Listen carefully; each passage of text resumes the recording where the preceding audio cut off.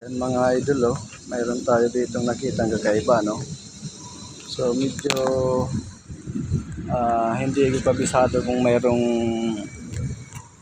tangan tong ganitong sa mga nakakaalam dyan, pa-comment naman kung mayroon kayong alam sa ganitong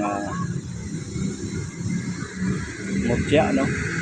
Hindi ko alam kung anong klaseng mutya ito kasi yung ugat niya hindi naman dito sa baba, oh.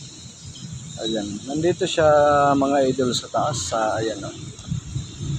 Mayroong butas, yung pinagputulan ng sanga na nabutas, tapos ayan, nagkaroon ng ugat dito sa loob, pero bulok na siya. Bulok na yung ano niya, ayan, oh.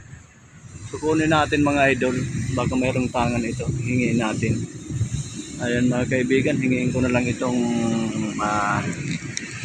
tangan niya. Ay, ang kunat mga idol, ayan nga, oh, totoo, oh. Nabuhay siya, oh. Ayan, sariwa, oh. Sariwang sariwa. Bakit nagkaroon ito ng ugat dito sa taas?